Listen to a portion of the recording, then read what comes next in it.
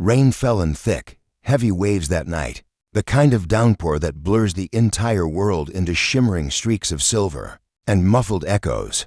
And through that punishing storm, an old, battered pickup truck crawled slowly along the edge of a deserted road. Inside sat Mason Carter, a worn-out single father with worry lines carved deeper than his years. The heater barely pushed out warmth. The gas tank blinked close to empty, and his 8-year-old daughter, Ava, slept curled in the back seat, wrapped in his weathered jacket. He had just finished a long, exhausting shift at a construction site. His hands were cracked, his boots soaked, but his heart remained gentle. He was a man who still gave, even when he had almost nothing left to offer. And that was when he saw her. A stalled car sat on the shoulder, hazard lights flickering weakly. A woman stood beside it, drenched and shivering, tapping her phone helplessly. No signal. Without hesitation, Mason pulled over. Stepping into the freezing rain, he called, "Hey, ma'am, are you okay?" She turned mid-40s, still elegant even soaked through, clutching her coat tightly. "My car broke down," she said shakily. "I've been trying to reach someone for nearly an hour." Mason offered a warm smile. "Come on, hop in. The storm's getting worse. I'll take you somewhere safe."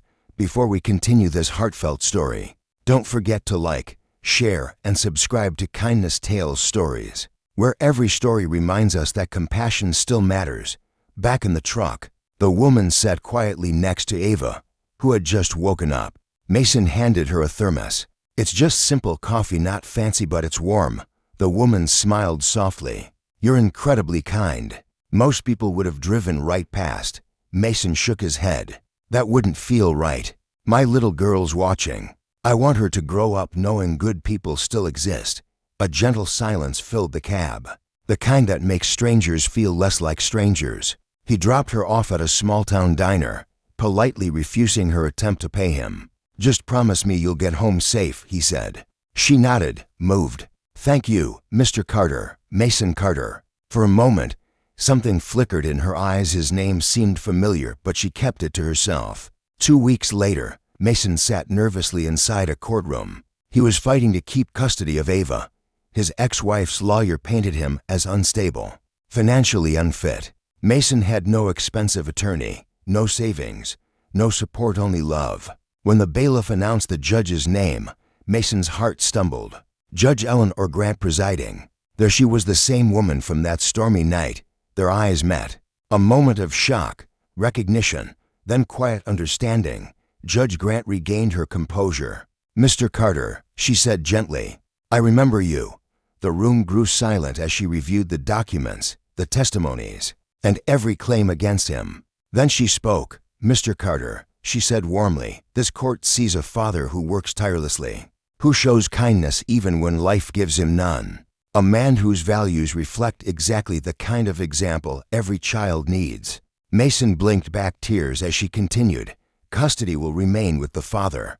Gasps echoed across the courtroom. Mason lowered his head into his hands, relief, disbelief, and gratitude all at once. Outside the courthouse, Judge Grant approached him quietly. "You didn't just help a stranded woman that night," she said softly. "You reminded me that true integrity still exists even when no one is there to witness it."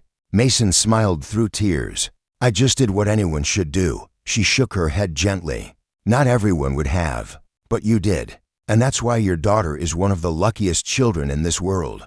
That night, Mason drove home under clear skies, with Ava humming softly beside him. For the first time in months, the world didn't feel heavy. Life tests us in ways we don't understand.